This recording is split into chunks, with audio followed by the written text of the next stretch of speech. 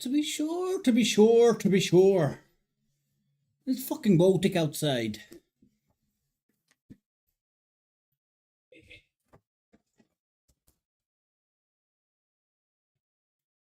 Yeah. Back just in time. To be sure, to be sure, to be sure. Well, that seems to be working okay. Right, but here ho, let's go.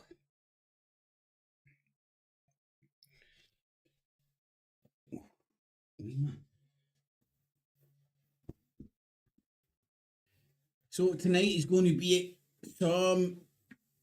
I don't know. I've not watched a news night in years. It just frustrates the fuck out of me, and I leave unhappy. So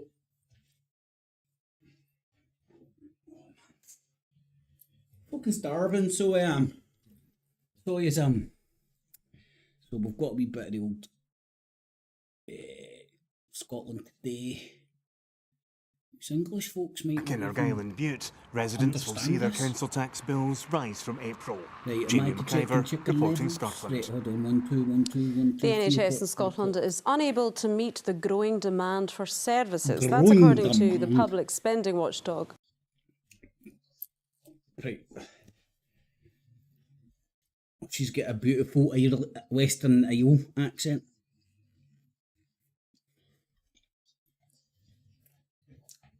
But it's good job.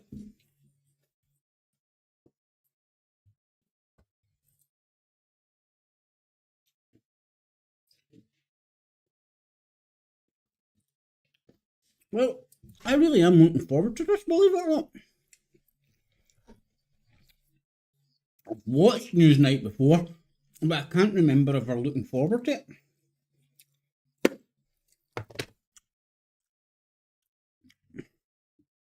It's a nice looking weather woman, isn't she? I'm going to be late for my own funeral. I'm happy with that.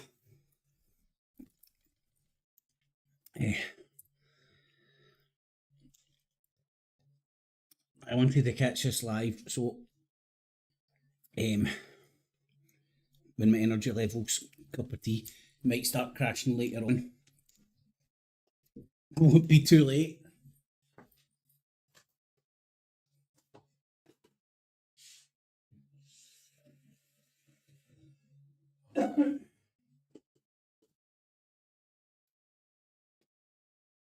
Cold sunshine.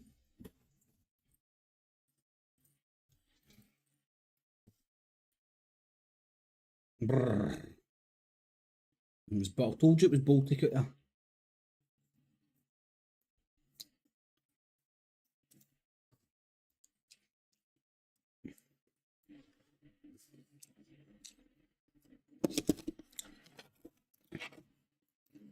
Night hen.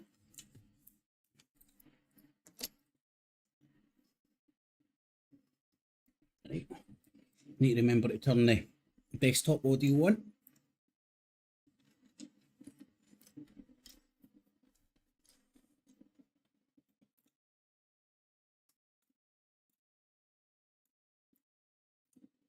She's beautiful, man. I love her, man.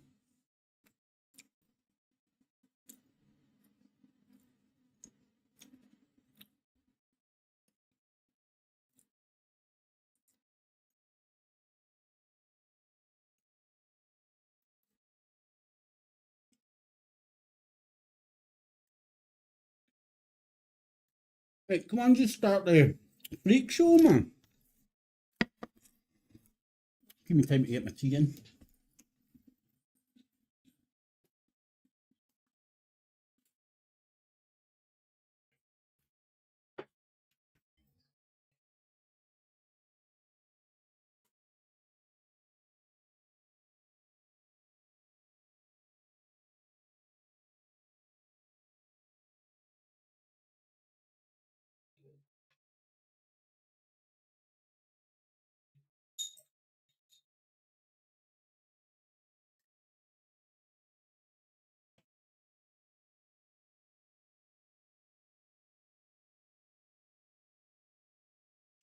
That isn't helpful at all, Hen, because that isn't what happened. They haven't been rowing about the parliamentary procedure. They've been rowing about the fact that this cunt obviously fucked up deliberately to stop an immediate ceasefire in Gaza. Oh. Sorry. Wrong button.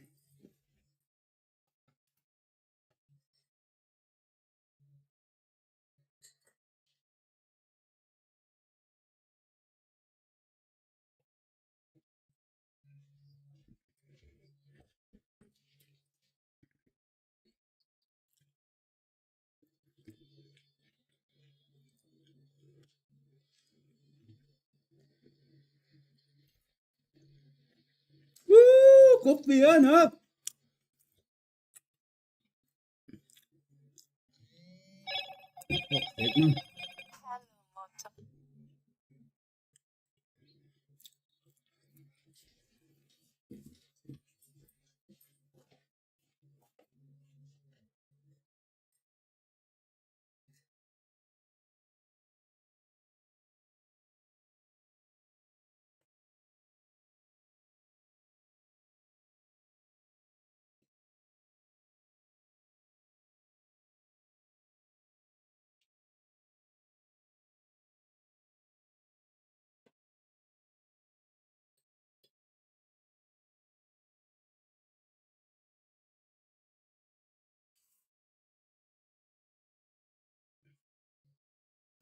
Woo-hoo! Thomas!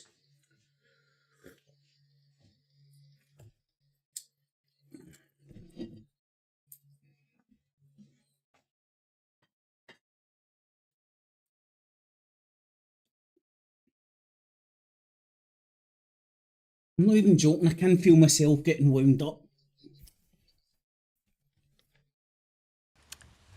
Thank you, Paul, my friend. I knew it. I said I would fucking do that as well, didn't I? Descended into procedural chaos. Are MPs more interested in political point scoring than a life-saving decision? So how did... It wasn't political point scoring. I'm not going to last this out, man. The fucking speaker done something that's never been done before and fucked up the SNP getting a vote passed for an immediate ceasefire. Why is everybody cunt talking about political point scoring? That's what fucking party political fucking politics is, dumb bitch. How did it appear to you, Rosemary, since you're asking this question? I think that it was such an important decision to be made. I mean, there are thousands of people being killed every day in Gaza. Yeah, we know that. We keep seeing all the dead bodies. To Thank me you very much. It was a politically motivated point. It was politically motivated by fucking Zionism. What are these people? What planet are these people on? This is what we're saying watching the news after it. None of them could fucking tell you what was going on. You had to really dig through the shite to go, right, hold on. Or even have a better clue how fucking our parliament works. Into procedure, and it completely... See, as soon as you hit the menopause, you should have your voting card took away for you. Right, you need to be at least 21 or 25 to vote, right? Because underneath that age, you're too fucking stupid. And as soon as you hit fucking old manhood and old womanhood, you whip that away from them because you've just turned into fucking Victor Meldrews. That's how I'll run my dictatorship. The debate, it isn't clear what the result of the debate was. It is clear. Right. The SNP had their day in fucking Parliament. They have 3 a year as an opposition party. They were dictating that debate. And that cunt fucking Lord fucking Farquhar fucking fuck deliberately done something that's never been done before to completely fuck up the whole debate. And he allowed Labour to hold the decision first. Because there was only one vote to be had. Anyway. Either I'm completely misunderstanding this, or I'm in cloud cuckoo land and these motherfuckers, aren't they? But they're sitting on the BBC, so and I just think that the UK Parliament didn't do itself any service. It never does. Stella, do you agree with that? Yeah. I do, Rosemary, and I want to start, and I think I probably speak for Laura as well, in saying this did not cover any of us in glory. This is not what any of us came into politics for. You are absolutely... This is why I held my own elections, declared myself independent, and hold my own fucking votes, because none of these fucking clowns represent me. What they were doing down there is just par for the course. It was a trump card. It was somebody manipulating Parliament to an extent where they usurped the decision of Parliament to make sure that something they didn't want to get put through didn't go through. And there's no cunt saying that out loud. It was to protect the MPs against violence. Look, he has to wear a stab vest and all that. She has to do this. Which again, who's that aimed at? When you think about a madman going to stab a politician up, is it your average Mr. Whitey, or is it an Allah Akbar nut bar you think of? You're right. This is an incredibly serious, sensitive issue. It's very complicated. There's lots of different factors to it. And I think last night... It's not complicated. We wanted to stop the genocide immediately, and these motherfuckers fucked it up on purpose. There's nothing weird going on here. It looks like we lost sight of what really matters. And that matters because it means that you lose confidence in the decisions that we were making. So why did you... I've heard MPs all day saying, this does not reflect well on us, but each one has been blaming all the other parties on their own. So why did you do it? And I'll ask the same of Laura. Yeah, and I'm not going to mudsling or point score about all of this because it is too important.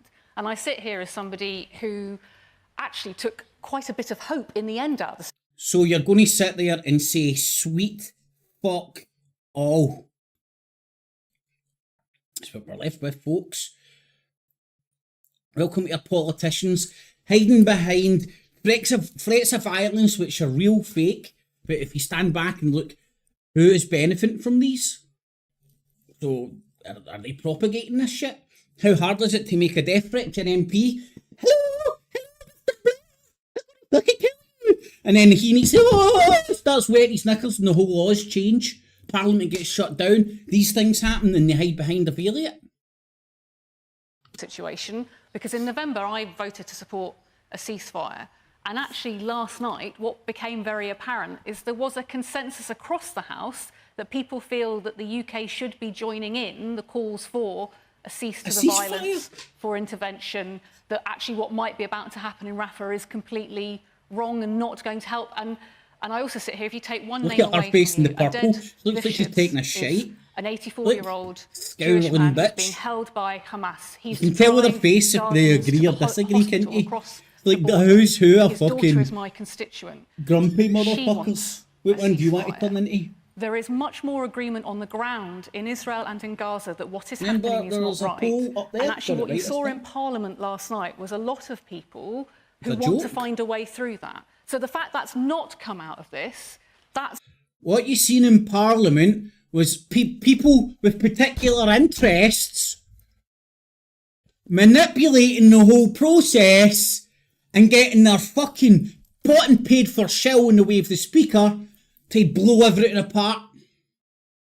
Because an immediate ceasefire was on the cards, not what we got, which was a Labour fucking amendment which says blah blah blah blah rainbows, fucking unicorns, fucking goblins, and then it says do you know what? I'm going to find that. I need to fucking go and look at that, man. That's what we'll do. It's on us. And I take my responsibility and accountability in that process as well, because it means that on other difficult, complicated issues, you're going to lose faith in our capacity to find a way through. It's really easy in public life to find somebody to shout at, isn't it? But actually, politics shouldn't be about just about can we shout at somebody because you're cross with them, because does that move things forward? And the saddest thing about last night is actually that probably did move the debate forward. It probably does give a clear steer to the government about the kind of conversations we want them to be part of. Right, this is the... I'll show you what isn't... What the fuck is it? Go to site. Right, that was weird, whatever happened there. Right, so here's the actual wording, right? So the SNP's wording, the House calls for an immediate ceasefire in Gaza and Israel, right? This is why it gets stopped. This is Labour's one. This house believes that unicorns and fairy tales and Podmere's in a pot of gold, Israeli ground offensives in Rafah risk catastrophic, easy for me to say, humanitarian consequences and therefore must not take place. Right, so it's not calling for a ceasefire, it's saying, oh, we don't think you should fucking hit them there, but you can keep hitting them. Notice the intolerable loss of Palestinian wives. Right, I'm getting to the old bit. And return of all hostages. So it's like Hamas have to do this, X, Y, and Z. Yeah, jump through 10 hoops. And at the end of the fucking sentence, an immediate humanitarian ceasefire. That's what it was. That was the one I couldn't figure out. What the fuck is a humanitarian ceasefire, and why are you putting prerequisites on it? You need to jump through here. You need to do this. How many Hamas hostages has Israel got? Do they need to be released? Words mean everything in these motherfuckers' world because it's all legalese fucking mumble jumble bullshit. That is not the conversation we're having today, and I understand why we're not having that today, but that, I think, is the conversation we would all really like to have, isn't it? Is what do we do next to help stop the violence, get the hostages home, get the aid in, and get the two-state solution that we know is the only future for Israel and take Palestine. It from there. Laura. Woo! I've got a good idea. Insisting an immediate ceasefire, and then, harped onto that after, quickly followed by a hostage exchange programme. Second can't happen without the first. Boom shakalaka. Am I a political genius or just a nut bar? Or just willing to say, look, that fucking bitch, his face is tripping her. My favourite bit. So Rosemary certainly found it a deeply unedifying spectacle yesterday. Did it show that MPs are more interested in political point scoring than a life-saving decision? No, and I agree with Rosemary that this subject is too important and it is too sensitive to be kicked around like a political football. So was there no element of that yesterday as far as, I mean, for example, you could level this at all the parties, the SNP, Labour and the Conservatives, but since you're here representing the government, when the government decided to stick in an amendment the day before the vote, was that not political point? Was that not playing politics? Well, look, there were sort of elements of the wording that none of the three main parties agreed on. That's why there were amendments. And you'll know that it ended with the irregular outcome of the Speaker apologising to the House. And I want to be completely clear, I'm not laying into Lindsay Hoyle at all. He is a very, very decent person. In fact, he has done a huge amount to restore the reputation of the Speaker's chair since he's been in office. He said last night, I think he made a mistake. And actually, in politics, we go at each other the whole time, sometimes in a way that is toxic and unhealthy, and I think that this should be put behind us. I agree with Stella. Just a coincidence that that's mistake stopped an immediate and the Shadow Foreign Secretary. Ceasefire. It was overwhelming how much consensus there was. So were the Conservatives right to say, well, actually, we're not going to take part in this anymore, we're going to walk out, which is what happened? Well, look, and then the whole thing all went to array. It unravelled. I accept that. What was Penny Mordaunt right to say, we're not going to take part in this and to walk out? Because I almost lost track of what the procedural issues were. But that is what happened. There were three was she right to do that? There were three amendments. It impeded the SNP from putting theirs forward. I may not even be saying it quite correctly. Somebody could... Boom, there you go. That's the closest to the truth I've heard anybody fucking say about this shite. The SNP's amendment was stopped by... being put forward by the Labour Party's amendment, which should never have been allowed in the first place, and by all fucking... Listen to these are the people in Parliament. I sound like I know more about the inner workings of the fucking parliamentary system than these clowns do.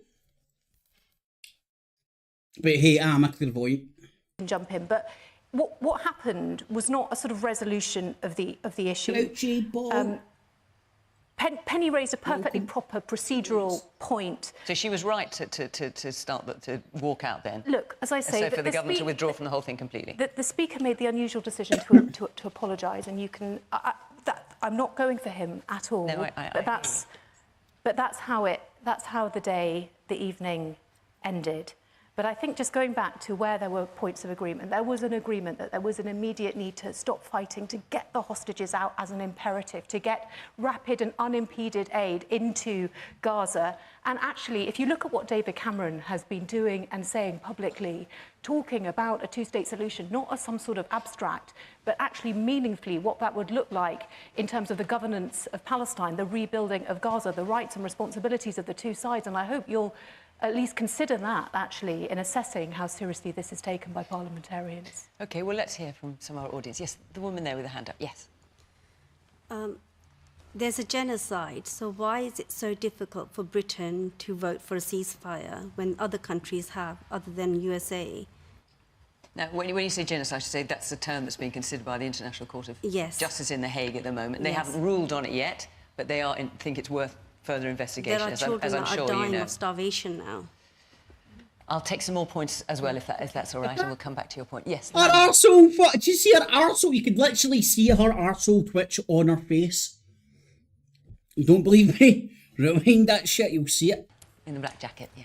I think we've got to take account of the fact that the vote itself wouldn't have made any difference to the situation on the ground.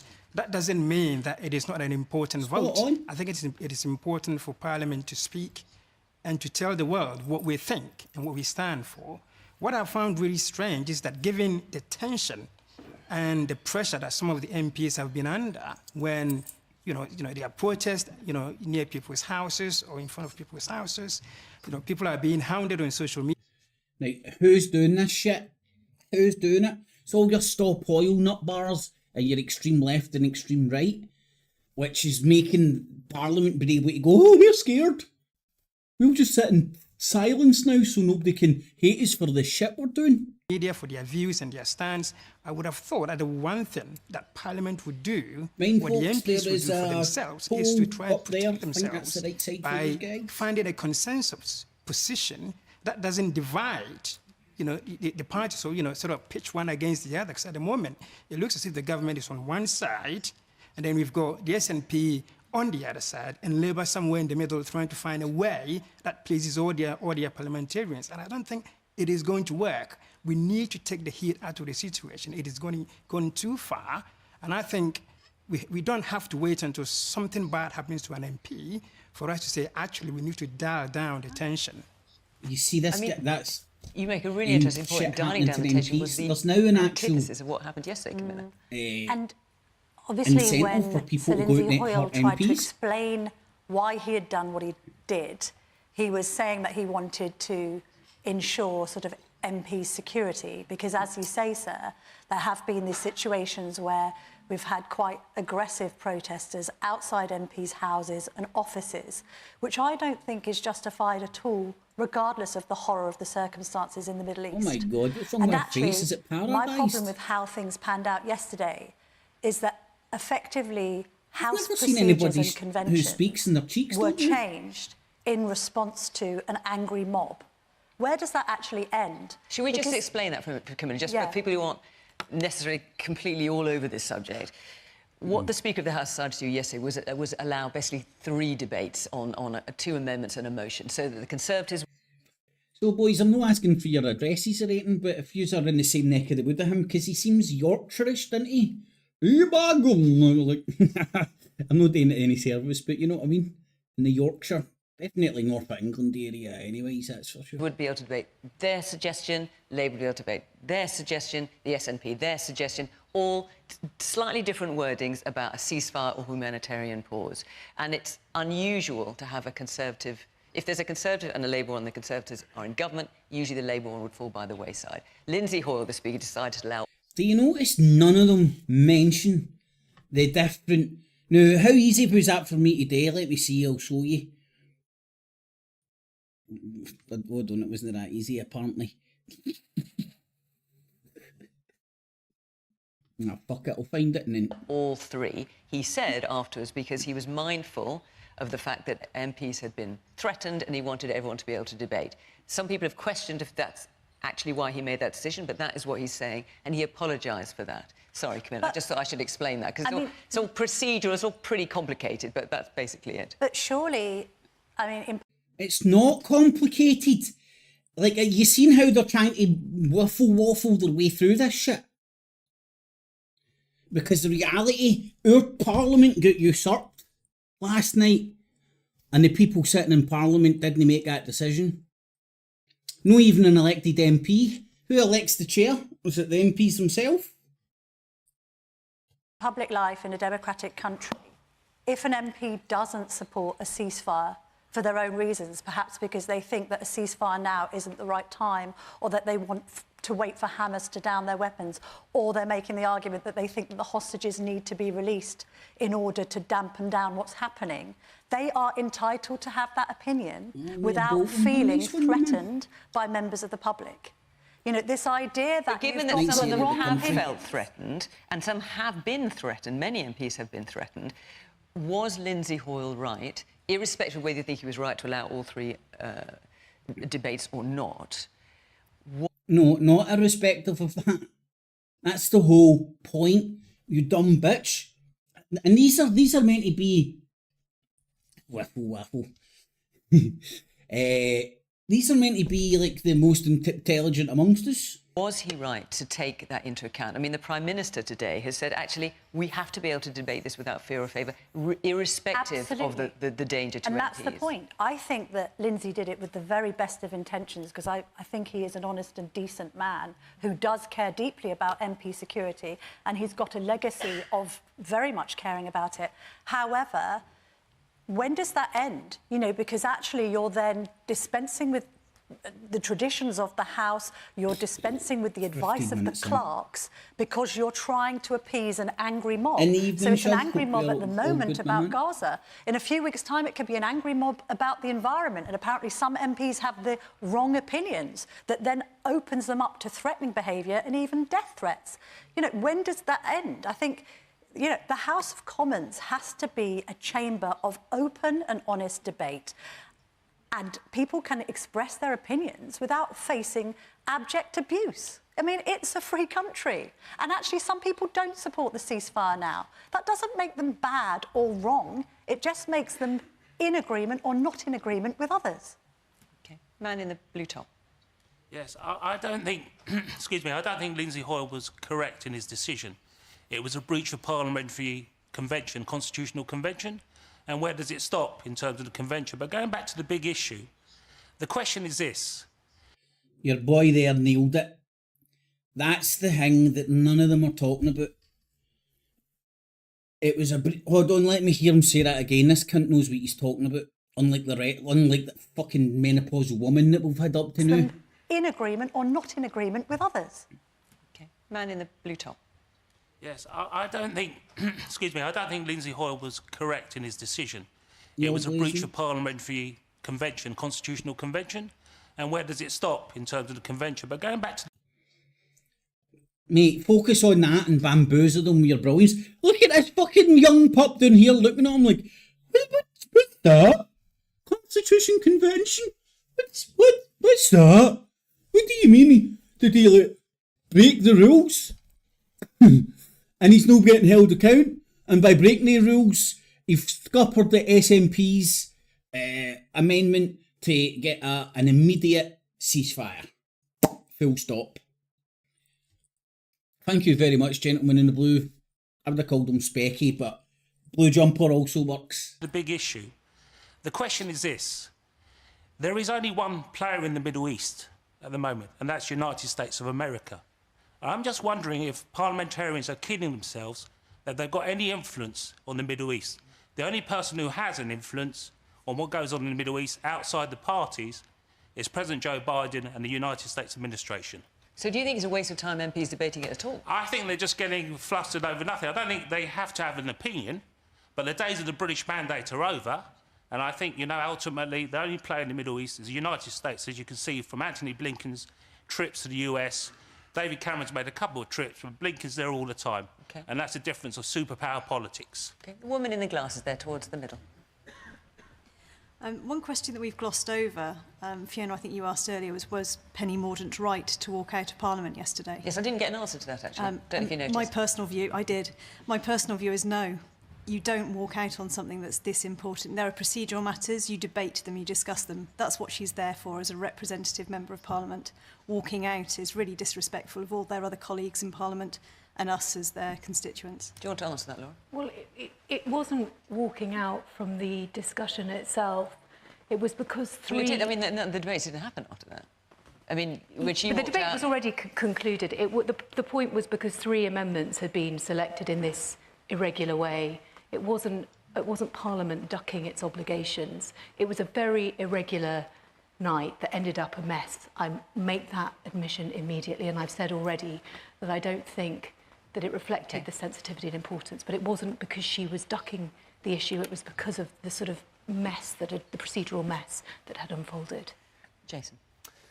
I think it's a difficult situation. I think the most important thing, which seems to be lost within this parliamentary discourse, is the preservation of human life and peace. And I think what has happened with this political football, actually, no one's come out of it looking well. And seldom do we actually see parliamentarians be contrite about some of their behaviours in the chamber. I think what we've observed with Sir Lindsay Hall is there has been contrition. You know, he made a mistake. And I think given his pretty exemplary record in terms of in the House, I do think he needs to be given the benefit of doubt, and we actually need to focus on the work that needs to be done. And the work that needs to be done is to really coalesce, or for parliamentarians to coalesce, around a permanent ceasefire that really recognises the sanctity of preserving the kind of human condition. Okay, woman here in the green top. I think the point made about the threats to sharing your opinion is a very good one, because it's delaying procedures, it's delaying any decisions being made. I mean, think about amongst your peer groups, you cannot say what your opinion on this is. It's impossible. How on earth politicians can't say anything, because then they're told they have to leave their position, or dependent on which way they fall. So I just think we need to be able to say what our opinion is on this matter to actually move forward, and there's something to be... Right now, my only opinion is I don't like turtlenecks, but I digress. To be done, because at the moment we're still in gridlock. We're not doing anything, and we need to. That's interesting you should say that, because both you, Laura, and you, Stella, have had a serious harassment to the point where people have either had suspended prison sentences or have been, gone to prison. You've both had people convicted because of harassment that you have received. So how do you, as MPs, feel free to be able to voice your opinions on Gaza or anything else without worrying that protests are going to... We see no suggesting there's already ample measures in the sense that you can put people to jail for doing this shit and then turn around and go, what more can we do? And nobody's talking about what that guy in the blue t-shirt said about the Constitution Convention. Definitely going to be digging into that a wee bit more to find in the devil's in the details always. And it'd be good to be able to explain that in a simple language that seems to escape everybody nowadays. You don't want to seem to speak like, what's his name? Russell Brand and all that. Ew, I swallowed a thesaurus. Turn up at your house, it may be your children in the house. I mean, how do you manage that? Well, look, it's kind of the answer to the gentleman's question of, sorry, I didn't catch your name, but there is something really precious and important about our British political system that's not like the American system, where actually we live in our... I love Walthamstow. If you've not been to Walthamstow, come visit. It's an amazing place. And I love being part of my community. I love the fact that people stop me. They have strong opinions. We do argue, we do disagree. I don't want to live in a bubble disconnected from my community. I think it's really important to the work that we do. But does it ever make you think twice about what you're saying in the House of Commons? No, because otherwise you're not doing your job. But it doesn't mean it's easy. And I do think, look, frankly, we all owe it to change and challenge this culture, the press included, as well as the people who take part. Because you're right, it's not just in Parliament people feel they can't have a conversation anymore. And, you know, we do need to have more nuance. The gentleman is right. It's not that a vote in the UK Parliament would change anything directly.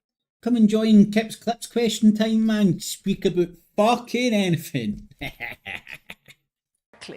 What I think all of Aye, there we go.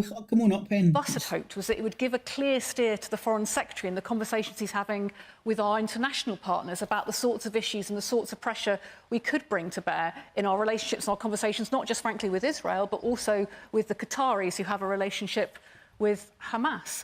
Because ultimately, none of us came into, I hope none of us came into politics just to shout at each other. We did come in to make progress on the causes that we care about and to represent the communities that we care about. That is missing from this debate.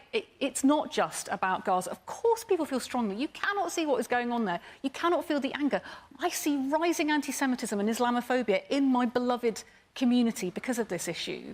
But we've also got people who care passionately about abortion who come and cross those lines as well. We've got people who care passionately about climate change. This isn't about individual issues. This is about how we are now conducting our politics. And all of us have to change that. So, Laura, let me ask you then. I mean, this is you, as I say, you've been the subject of harassment as well. Yeah. Very serious harassment. Is this something that gives you pause when you're speaking in the House of Commons, or are other MPs talking to you about how details. they are becoming wary of Is what there a they might say true crime on if thing they're on being pushed outside the Netflix House of about their Commons? harassment? I'm aware of other MPs who have experienced serious harassment around this issue. That wasn't my experience. Like Stella, I actually respect and appreciate robust challenge from my constituents, and on certain issues they've developed my thinking, and I think it should be like that. I think the relationship at times between MP and constituent should be quite symbiotic. There's nothing wrong with that. But this is a country where ultimately we settle our differences at the ballot box.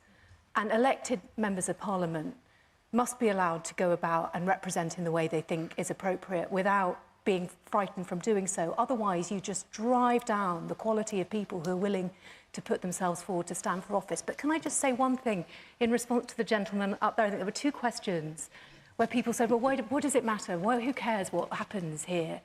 But in a way, what happened last night in microcosm shows that it mattered to parliamentarians, although it was a clumsy way of expressing it. It mattered what was happening to the people who were out on the street outside Parliament. And actually... Well, hang on, Laura. You're not denying there was a bit of politicking going on as well. Well, yes, but this issue... Politicking. These people don't know how to speak right. Show me anybody in politics that isn't a fucking grade A tit. This issue does matter, and it's important it doesn't poison our discourse. I don't accept that we're irrelevant. Actually, I think having a former Prime Minister as our Foreign Secretary gives us extra kind of clout on the world stage. He had an audience with Netanyahu, a private one, about 2 weeks ago. You're right, I think, to mention Anthony Blinken, but apart from him, is there any other Foreign Secretary who would get that kind of access and represent us well? So actually, I think that we are well represented, and I think these issues do matter. Okay. All right. I'm going to move on. I'm sure, I don't want to disappoint those of you who had your hands up, we will come back to this subject time and time again, and quite rightly. I just want to say that next week we are in Croydon in South London. Then after that, up until the Easter break, we're in Cardiff, then we're in Liverpool, and then finally we are in Middlesbrough. So if you live in any of those areas, you'd like to come and be part of the programme, come and be part of the debate, go to the Question Time website. Here's the address. Follow the instructions there, and we would obviously love to see you. Right, let's move on. Let's take another subject. Lots of you wanted to ask questions kind of on this sort of theme, which is why we've chosen it. Matt Ham. Hi. My question is the United Kingdom in decline or on the rise? Laura. Well, look, you know, Matt, that we've been through some pretty hard times. I think this is a good time for a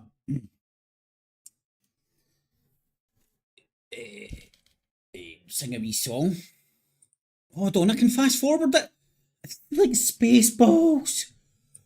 However, I think we are turning a corner, and there were definite signs of an level of growth in the G7. So finally growing fast, saying that the single most... I don't know if it's as binary as that. I mean, what I do know is that I think people are suffering at an... I'm going to guess he says he's non-binary. ...unprecedented level. If parliamentary discourse in the chamber, you know, do people have that sense of empathy, that sense of people are really suffering at the moment, and actually what we are residing before we... As associate apprentice, and with all we're saying about the decline and recession, it's a struggle it's been my husband to put my daughter into a nursery so that we can work full time. my struggle, my so. She's obviously dead nervous, and what is the she's showing it through her hand solution? movements. Rather than bickering. With Jason, I think it's really worrying the impact that this is having on some of the most vulnerable people in prevention. Laura saying that the legacy from COVID is not just going to affect this administration, but future ones.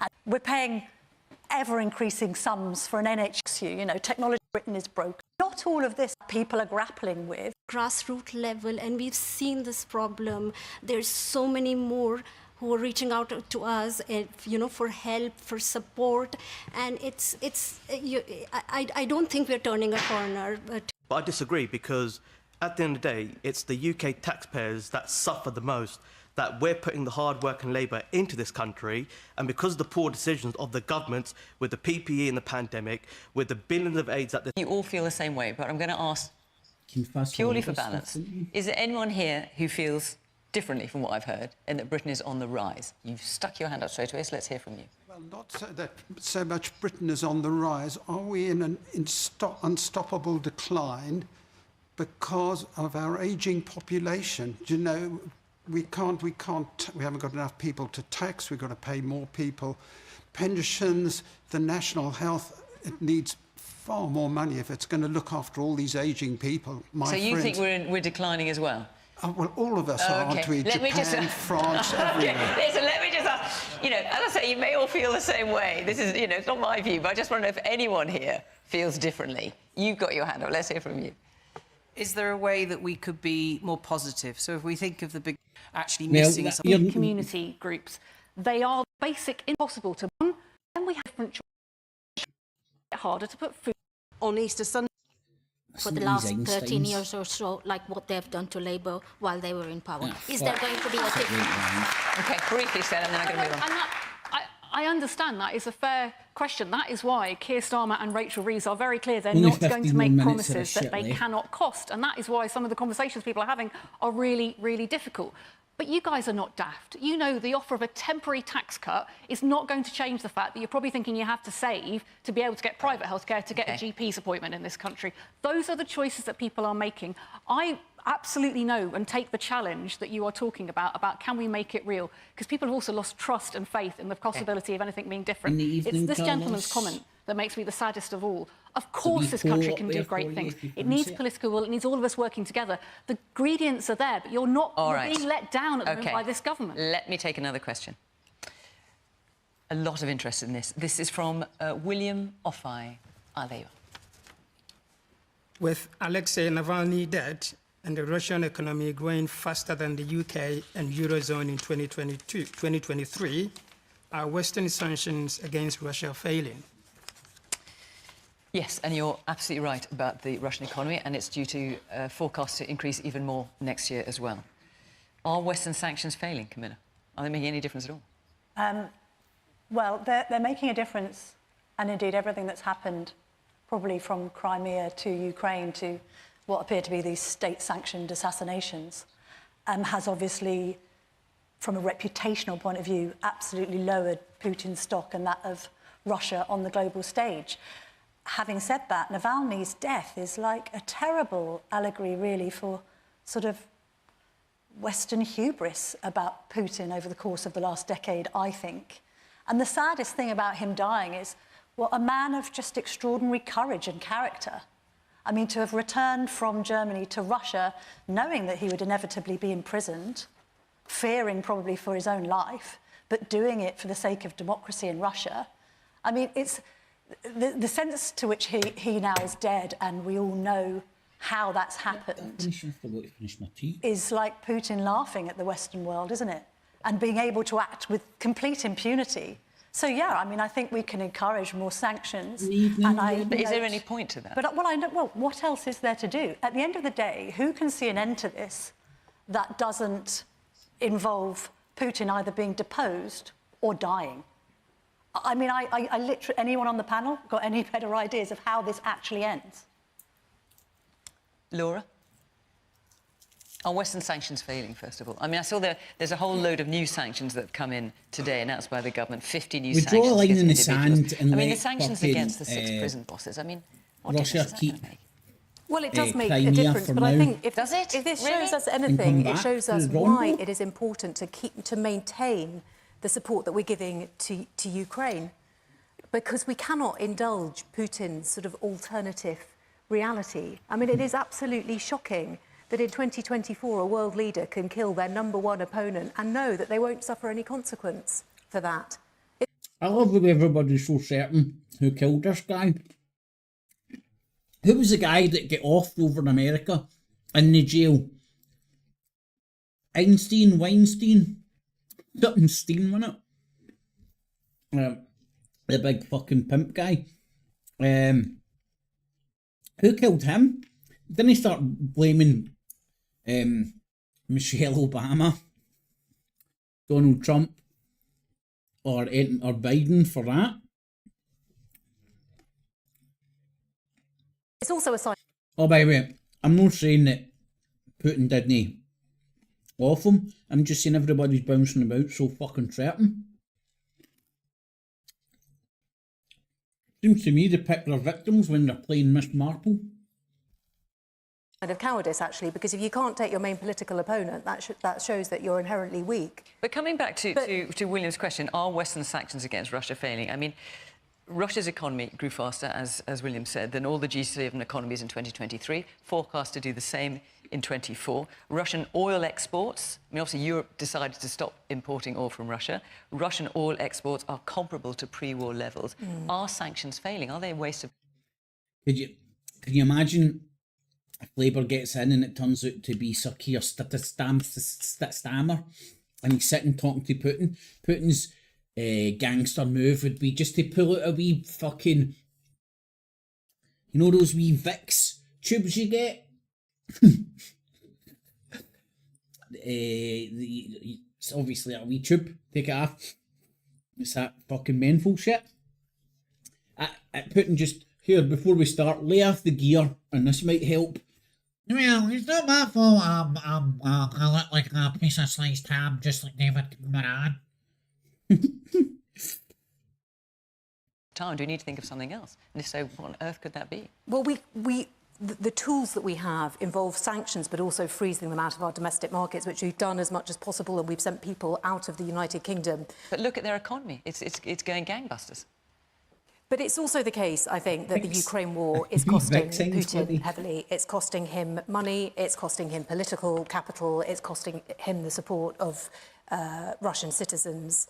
And, you know, we alone can't determine his future, but collectively with NATO, with the support of our allies, maintaining support for Ukraine, ultimately seeing them triumph is the only way ultimately that we can remove him from power.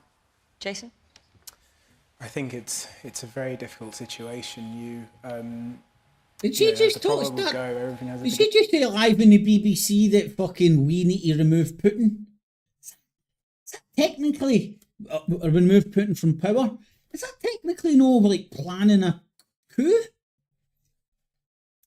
Maybe I'm just a wee bit panicky here, but BBC One live, almost live to tape, And everything has an end except Putin. I mean, it is quite remarkable that somebody can really completely decimate an opposition in the way that he has done. I think Camilla may... Paul, costing his money, mate. See when you hear the packages that they keep getting every 6 months or something.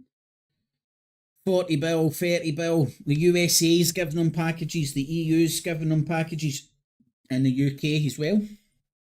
Made a brilliant point that actually there's potentially an opportunity here for us to really celebrate what Alexei was attempting to do and really think about that as a legacy and how powerful that actually is. That might actually be more enduring than the sanctions that we can place on Putin, because quite clearly he seems to find a way of evading all of them, and nothing seems to stick on him in terms of the sanctions applied. So, but what does that mean in tangible terms? Celebrate. Well, with dudes like that, I'm sure fucking Putin's quaking in his boots. You know what I mean? Putin's sitting there riding his horse, bareback. Could probably take all 5 of them out with fucking one kick. and then ask them run for some borscht. Alexei Navalny's legacy. I think it's I think those who obviously respect liberty, freedom, and prioritise that as fundamental human values. I think he is someone that will be looked upon in the annals of time as someone that embraced that and was willing to die for that, as many people have before him. And he shouldn't have done, and he shouldn't have been willing to do that. But actually to walk back into a situation, as Camilla has kind of said, where he was basically facing death. He was walking into his death, and to have done that with the courage he has done, that is something to be admired. And I think if we can globally coalesce and really be more penetrative in terms of the sanctions we apply to Russia, I think part of it is that it's so fractious at the moment, politically speaking, in terms of global sense.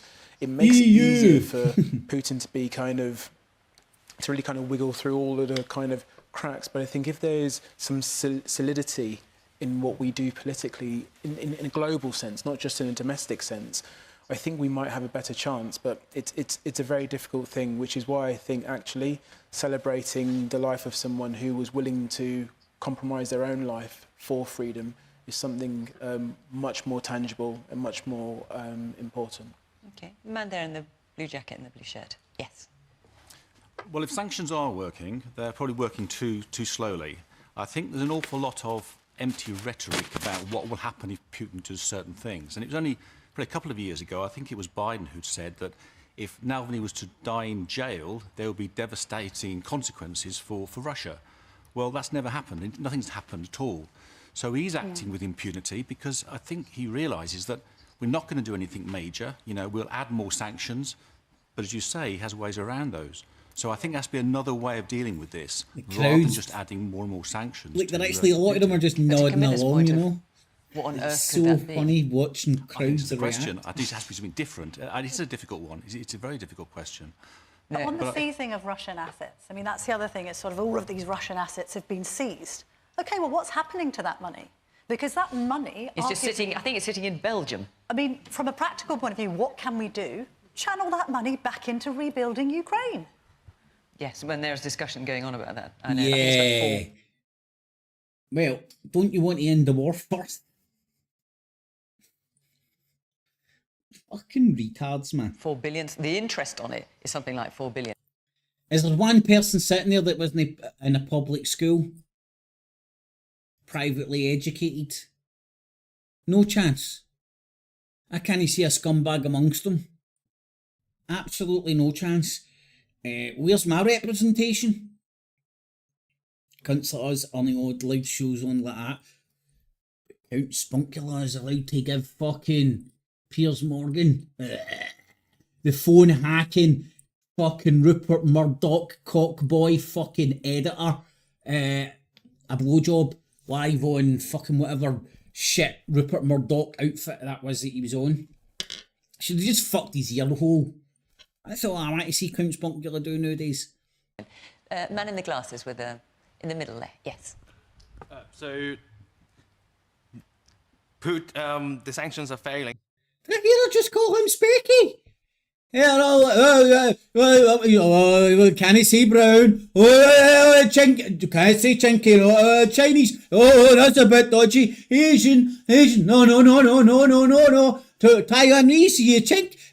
Japanese? No. Okay, I'll go with Specky. I should present this. Russia has been dealing with intermediate countries, third countries, like countries in Central Asia, in Middle East. That's why they're failing, and no one has the political will to do sanctions on those countries. Mm.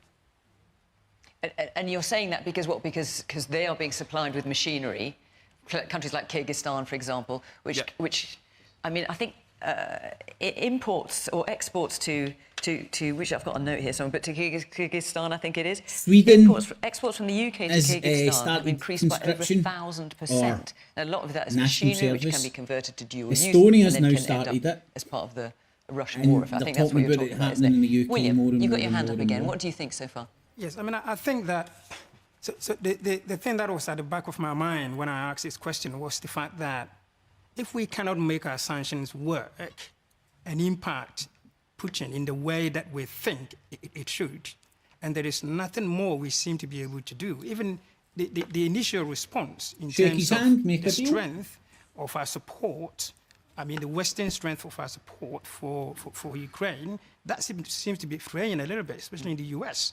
So I'm thinking, are we going to end up in a situation where we do an about turn in the future and tell Ukraine to go and settle for something that gives Putin a prize in the end, and all our sanctions, all our rhetoric, all our words would have counted not for too much, because they would have lost so many men, and then we would have told them in the end, go back, sit and negotiate a settlement. That is what worries me.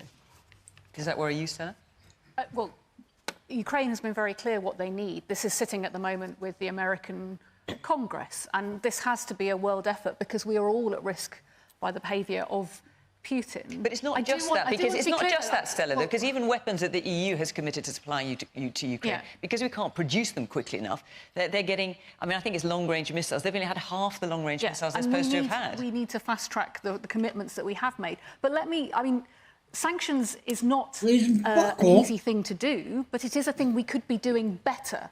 And I want to pay tribute particularly to the work that Margaret Hodge has been doing in Parliament on this, and frankly holding the government's feet to their fire, because we have become a clearinghouse for Russian money in lots of different ways. But also, the gentleman's point about oil is absolutely right. At the moment, there is a loophole where China and India are importing Russian crude oil, they're processing, and then they're selling it back to us as refined UK refined oil. That's a clear loophole.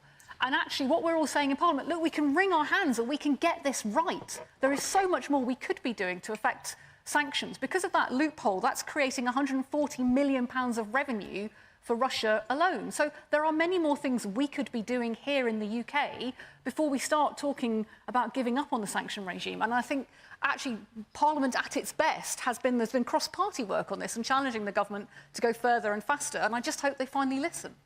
All right, let's take another question, because this, too, is a subject we will come back to, sadly. I am sure we will. Parmjit Chandler. Yes. Yes. Should employees have a legal right to switch off from work when out of hours? So, this is something that Labour is suggesting, so I'll come to you in a minute. I'm not going to... What's up, Taylor? Mental health has been severely compromised, particularly that in many ways, and I think what becomes difficult is actually people setting boundaries around work. So you would say, sorry, I'm just not responding. I'm always so scared of getting in trouble, so that's just never going to happen. Okay. But I mean, the most of there is that fear of trepidation that we all have in our work in different ways, shapes, and forms, because the level of accountability and the lack of kind of empathy around human beings just being human, I think, is something that's always escapes a lot of us from time to time. You know, the world doesn't end if that email doesn't get sent, but for some reason in the moment we don't quite remember that. So I do think, you know, all jokes aside, it's really important that we really think about ways of preserving the kind of human beings. I don't think we do that enough. I think actually a lot of our kind of engagement. Laura, are you? The Conservatives said this was anti-business. Well, I'll just simply say this. I think, look, everybody recognises the issue about switching off, but I just say this. There is already a right not to be contacted outside working hours, obviously depending on the job that you do. I used to be an employment lawyer, and I've won a case for a person before, and part of her complaint against her manager was that he constantly required her to interact and respond to emails outside of her contractual working hours. So, first of all... Well, I must have a word. But I accept as an MP or as many... But personally, when the end of working day and at a particular time, I set my phone to quiet hours, so I know that I'm going to get quality sleep during that time. You remember? And that person works for me working from home. I know obviously people working in the office don't have that. Get involved, stick a wee thumbs up.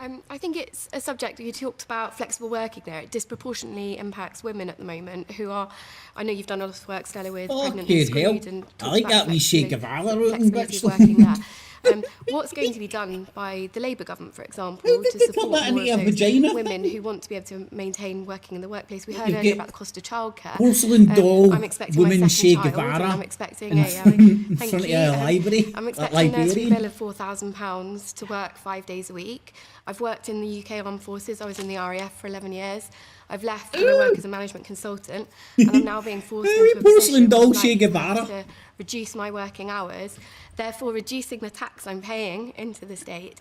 And so I'd just really love to hear like how that disproportionate impact is going to impact or how Labour are going to improve things for women, really. Right, well, you've got two questions to ask now, Stella, because that's one question, and the original question, which is about the legal right to switch off from work. Is this something you're definitely going to do? Let me roll these all together, because this is about your basic rights and protections and good employers. Can good employers get the best out of their employees?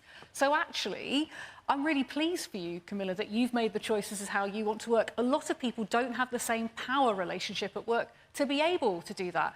And frankly, a lot of the rights that you have don't come in, thanks to this government and the Beecroft report and all of that, until 2 years in. So we're seeing employers exploiting that. The lady here, congratulations, and thank you for your service in the armed forces. But you are facing an environment where it's all stacked against you. Oh my Lord, could me help them? Are you going to reduce her nursery bill? Yes, I mean, we have to, because it's unsustainable. There are people paying more on childcare. And you're going to be able to afford to do that, should you get into power? It's one of the things that's actually an investment. This is the problem. This government is so short-sighted. There's millions of women out of work or not able to work in the ways they want to because they can't get good childcare. And it tends to be women rather than men who end up making that sacrifice. So obviously, changing that, as you said, means that you could work more hours. It means you probably end up paying more tax. It helps pay for itself. The problem with what's about to happen right now in April is... How many billion would you need to solve that problem overnight? I would just run up Ukraine and go, here, Ukraine, see that package? Shove up your arse. In fact, the packages normally do come for your arse. But then I'd... I cannot, but we're at war, man. We're at fucking war, and that's why we're at a wartime economy. That's why all these things that are happening are just... rations by the back door. Shit to them. So we're going to push up demand for nursery places, and those places don't exist because... So you will be able to get comprehensive childcare from when your child is 9 months until the start of school. Is it no discriminating to not have somebody with a penis on this because you're earning above... Because you've done it on a single earner as opposed to household income. So somebody earns more than 100,000. Yeah. I see. Sorry. So I'm it too is... lazy to put the words right. No, I'm not position, but it still means that we reduce my hours down and we have a single earner, back to the library hen. Income is going to be reduced by tens of thousands of pounds a year. Pick up these shake of You've got one person who's earning £99,999. They benefit from it. And if someone you earn £1 more, and you don't get anything at all. So you're tens of thousands of pounds worth. You've got about 20 seconds to make your case. But the only thing I would say, look, it does apply to people earning less than 100,000. I heard Joey Barton but I talking and I was haven't like, heard anything from Labour on what they would do on childcare. Absolutely nothing. They said they were going to do something as big as the launch of the NHS. I don't know what that means. We've set out the most comprehensive childcare package in a generation, and I have heard nothing on what they're going to do. Stella, you would love to come back in, and I'm so sorry I can't let it, simply because we've run out of time. So forgive me, Stella, because obviously you want to respond to that. Our hour is up. In fact, we're over our hour, so I've got to end it now. Sorry to all of those who've got your hands up. Just to say that we will be in Croydon next week if you want to come along. But for now, from Maidenhead, from the panel, from our audience here, thanks for watching. Bye-bye.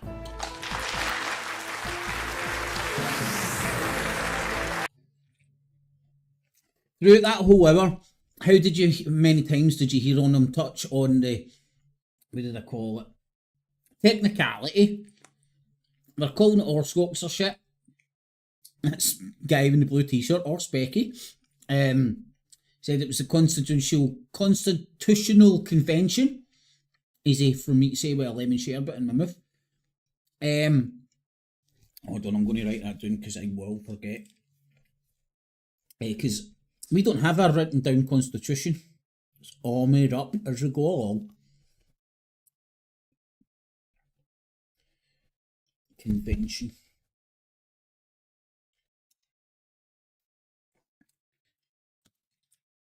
Because that's the only...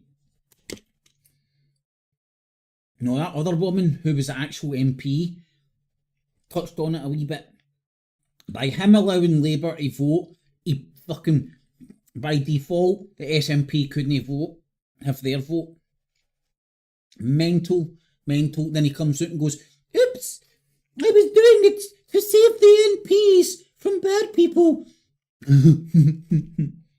Well, buddy, you've just encouraged everybody out there who doesn't want a ceasefire to bully and harass MPs left, right and fucking centre. Jobs a good gin, winner, winner, chicken dinner. Anyway, talking about chicken dinners. So, everybody that joined, thank you very much, man. If you did enjoy it, stick a wee thumbs up. Stick a wee thing in the poll. I will end it before I go. And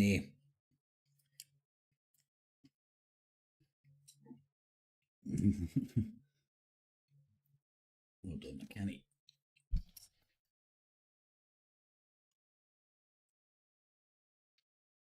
Oh, Shugs, you're talking about that? Let women speak. I've met women, they never shut a fuck up. The boys under 15s team. Mate, there was something that happened more recently. You'll know the reasons. Wrexham, you know who Wrexham are, right? With those Hollywood dudes. They played the women's United States of America's women's football team, the international team, and they were the world champions, or had just lost in the final or something. One of the best teams in the world, women-wise, and they get pumped 11-15 now or something. It's just ridiculous. Then you get all these vaginas welcomed onto football shows as if they're experts, and you're like, you played at boys' club level. Where's the 15-year-olds on the panel just to be inclusive? And even then, I would argue some of the 15-year-olds might know more fucking than some of these women that are purely there because they've got a vagina. But hey ho. But hey, I love vagina, so long live the vagina. Oh, hold on, what are they fucking saying about this ball bag now? In Greater Manchester for the last couple of days, where there's a by-election in a week's time, and there's a connection between what's been happening in Westminster and what's happening here, and it's the capacity of the conflict in the Middle East to put... Right, stressed out enough for one night. Chug, Blazing, Vicar, R2, Lita, how you doing, my man? Thanks for joining, boys. Carlos, the Rebel Paul, thank you very much, gents. And Crouchy was in at the start. So you just have a nice evening. Do it all. I'm going to go and watch the rest of 7 seconds. We're both grieving. Oh shit. It sounds like that. And have a steak sandwich.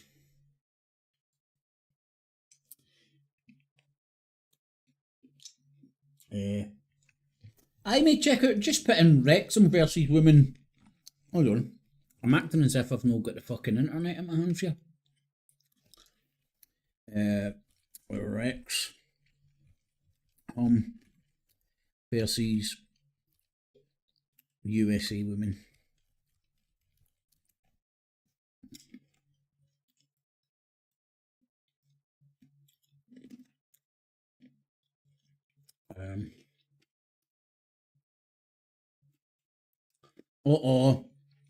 I've been spreading fake news.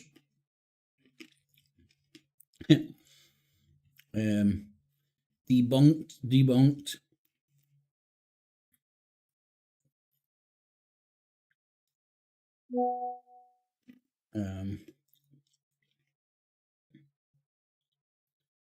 Music here, so it's been debunked. It's Thursday night, the first night of TST here in Cary, North Carolina, in a matchup that everyone wants to see. The U.S. women against Wrexham. We'll look at the rules for the soccer tournament. It's pretty real to me. Oh, but that's going to be fucking copyrighted up the shitter. Stupid me, man. Right, and that's on what? The official NBC Sports?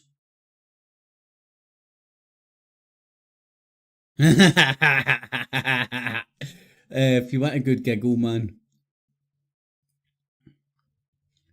Well, they obviously weren't. If you played a women's team, you couldn't go full pelt or you'd be bouncing them all out of the fucking park. No deliberately, just because you would be doing all that shit. R2L2, I'm an official lord. There's my lordship up there. Lord Craig MacDonald Houston of Cheryl Glean, which is Gaelic for Glen.